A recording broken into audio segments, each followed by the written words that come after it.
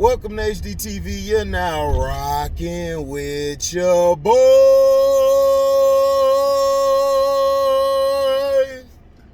I had to do this again because a dang Amber Alert came across my screen. It's like, what you want me to do about it? Now, if I'm the Brooklyn Nets, I fire Steve Nash right now. I would fire him. And I would put an interim coach in, and I would tell KD and Kyrie, look, man, he doesn't know how to rotate. He doesn't know how to substitute. The Nets could have won that game last night. People are probably going to be like, HD, you crazy with it, man. You crazy with it, HD. Nah, I'm being honest about it, G. I'm being real honest. The Boston Celtics played dumb last night. The Nets could have won the game. The problem is Steve Nash and his goddamn, I don't know what he be thinking in rotation. I would fire Steve Nash and I would get somebody else. I think the next coach would do better than Steve Nash because they'll see what Steve Nash did and do the opposite. It's terrible. You had Blake Griffin out there damn near the whole, first half. It's like, bruh, give Blake some blows, man, when he gets tired. The point of rotating is to keep your guys fresh. It's not to wait till guys are, damn near tired and they about to fall out and you just are like, oh, I'm all right, we good. It's like, you good? What the hell you mean you good? You ain't good at nothing. But see, this is what I'm saying. He was never ready to be a coach. And that's what I was trying to tell people. Is like, look, man, privilege is kicking in for why he's getting a coaching job. We know it. We know that already. We know why.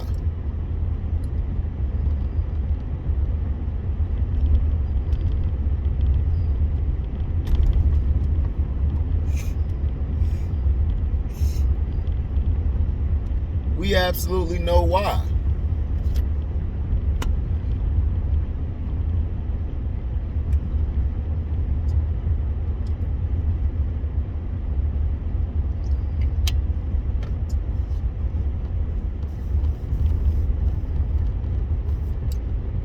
I do not like the rotations that his team goes out there with.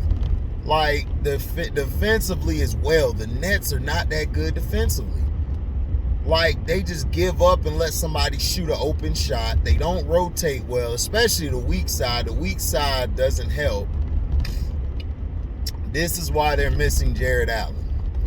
Now, Drummond did good for what Drummond's going to do. We know what Drummond's going to do. Drummond is just there for the rebounding and to get some blocks and things of that nature. Nothing big, nothing great. But at the same time, Steve Nash, I'm going to start calling him Steve Don't Know It. Steve Don't Know It basically equals out to a loss. Now, if they come back with Kyrie and KD full healthy and then you have Ben Simmons, I still don't know if this team will win because they haven't played that long with each other. Seriously. KD's either in C19 protocol or he's hurt. And KD's coming into that point in his career where, hey, man, might be needing to look into leaving. Because he's been hurt all the time.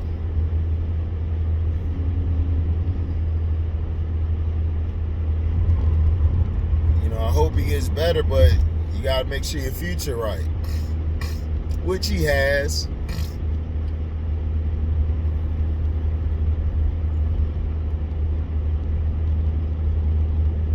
But the Boston Celtics look dangerous. I personally think they can get I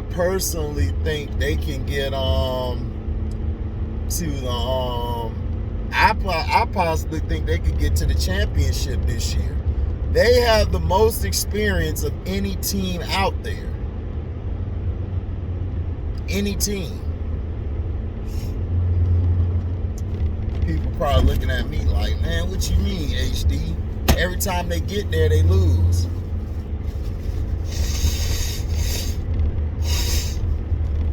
Yeah. They lose, but the thing that you're seeing is,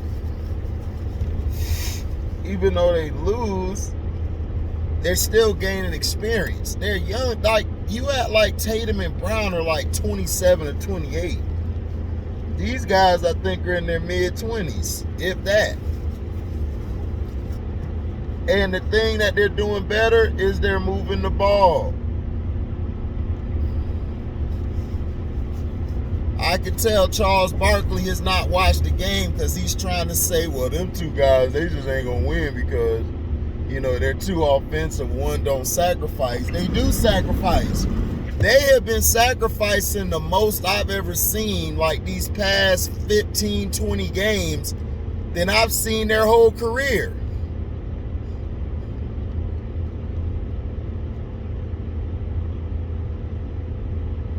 So what is Charles Barkley talking about? See, this is the thing.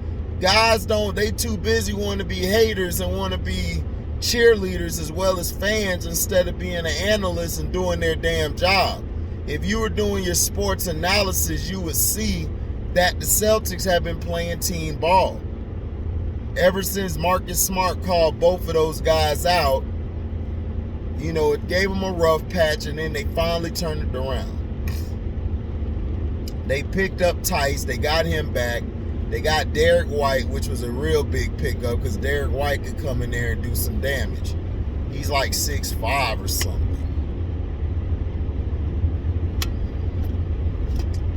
So that's what I'm saying. It's like, you know, you got, like, these guys rarely watch it. Like, that's why I said Kenny Smith. I agreed with Kenny and Shaq on this segment because you could tell they actually looked at them and been watching them. And last time I checked, you could win a game with you can win a championship with your team depending on two major scores, a la Kobe and Shaq Lakers,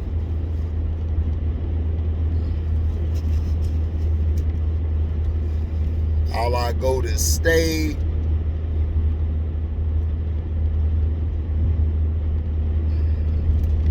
so you know.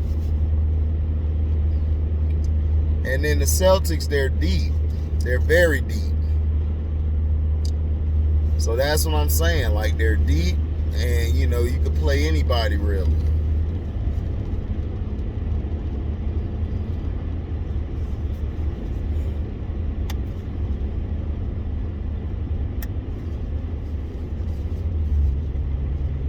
So that's what I see. I see the Celtics could get to the third round. I think they could play Miami. I like their bench more than Milwaukee, and I think their team is completely better than the Sixers. I think the Sixers took a step back after this trade, and we'll see what they do after this. The Bulls is going to come down to the playoffs. Are they going to have big boy mango nuts, or are they going to have the little grape nuts? You know, what are we going to do here? Like, what are you going to do? You know, because it's like, come on. The Miami Heat are a complete team. The Cavs, they're going to be dangerous. This Eastern Conference is going to be dangerous. Whoever gets hot is going to win it. So, we'll see. Now, the Blazers and the, what's their name? The Warriors. The Warriors did what Warriors do, move the ball. The Blazers giving them a good run for their money early. And then after that, the refs allowed the game to get blown out. They had to try to keep the game close by letting some things slide, and then they started calling this game gradually as it gradually was going forward.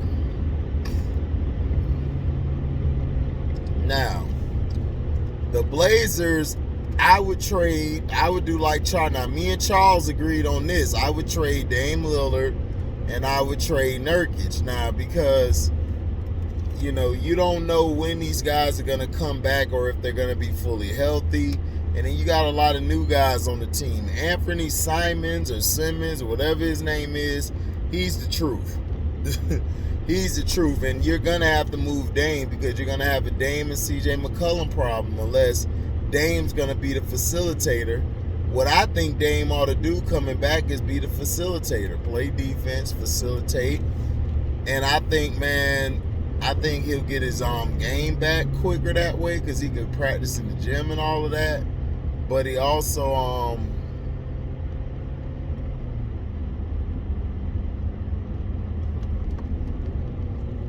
so, you know, they could do some things like that.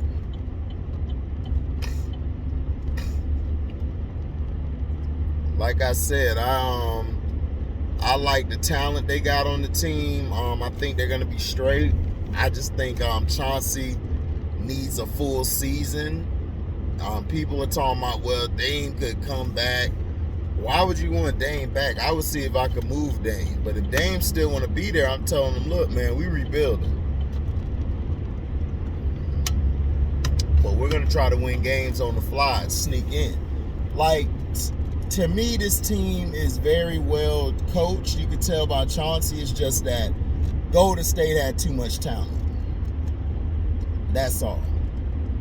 It's the same as the Celtics in the first game. They had too much talent.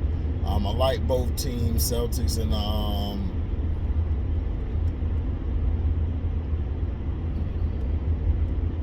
so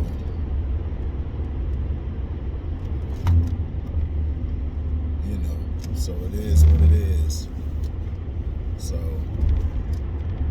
that's just how I go, man. The Warriors are dangerous, but I mean, when the playoffs start, the Warriors, yeah, they could get to the final chip, but those guys go cold. Clay and Steph, for some reason, they go cold in certain parts of the playoffs.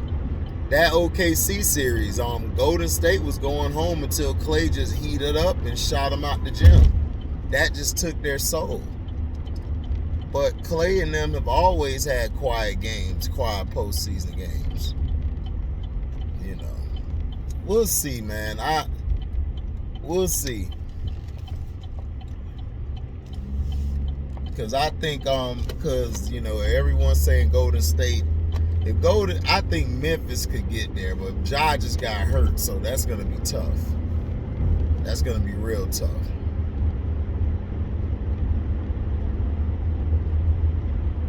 So, you know, it is what it is. Or it is what it ain't. Now, in other news,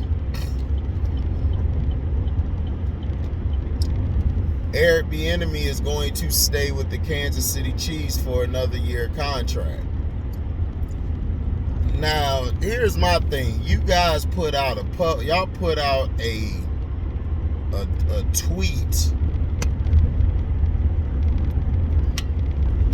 Not a tweet. You guys put out a fake BS garbage book or whatever it was, tried to discredit Eric Bieniemy as a head coach. It's like, wow, this is mind-boggling.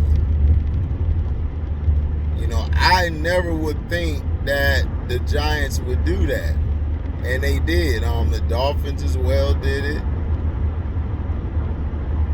So,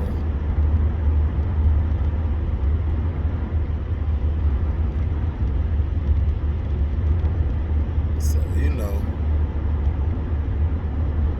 it is what it is.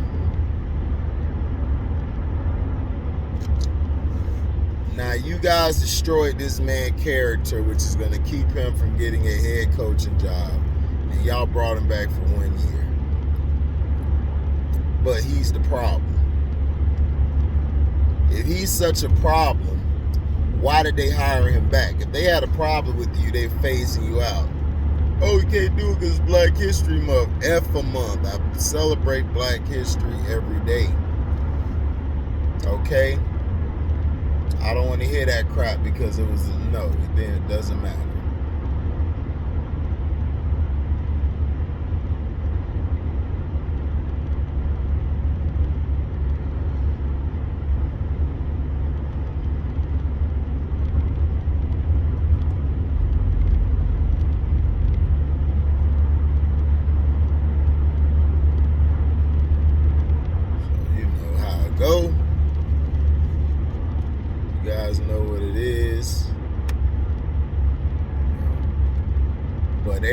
Bieniemy was treated dirty, unfairly, and he was treated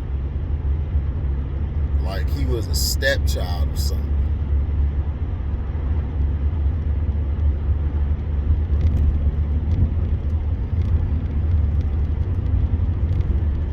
You know, this is just crazy to me. But I knew Eric Bieniemy would coach again because they'll be stupid to let Eric go.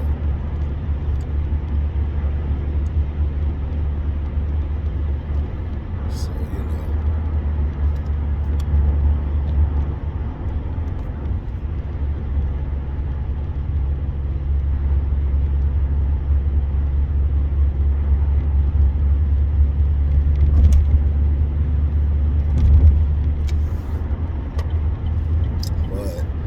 It is what it is. Eric Bieniemy will get a chance. My thing is, why would you put out this piece if you were going to bring him back?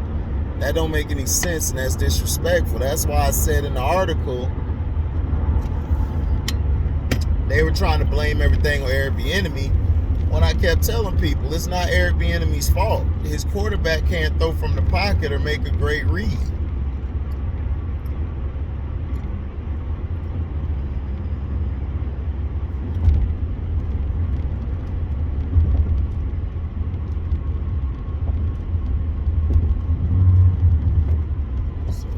What it is, man. The Kansas City Chiefs should owe that man an apology because that was disrespectful. How you gonna tear this man down, blame him for everything that happened when the things that were happening were because of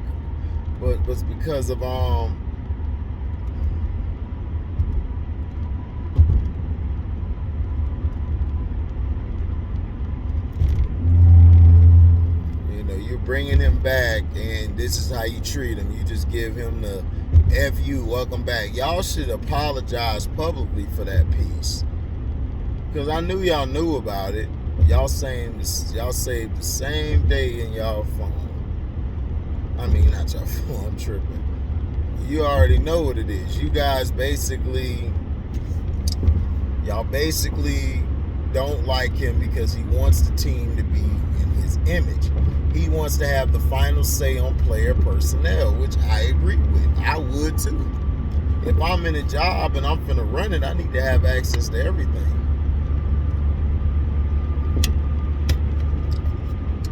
That's just point period blank, man. But yeah. Glad he's back. I felt like he was gonna go somewhere else.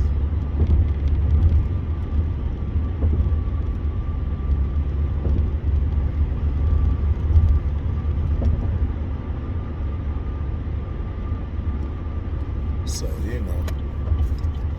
But shout out to Eric Bieniemy, man, keeping your head up, doing what you gotta do.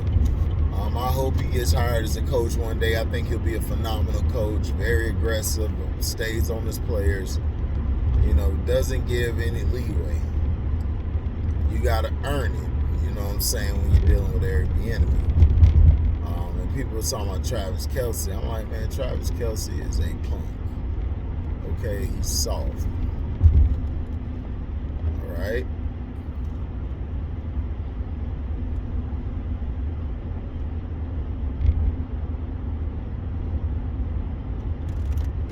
So, you know, it is what it is. But yeah. Thank you guys for listening. Like, comment, subscribe, share this. Hit the notification bell to select all to receive upcoming notifications. And if you guys love what you hear, you guys go to that description box, hit that link to my Cash App. You can donate $1, you can donate $1 million, whatever you're willing to give, we accept. Thank you guys, man, for listening. Thank you for your blessings. We're out. Deezy.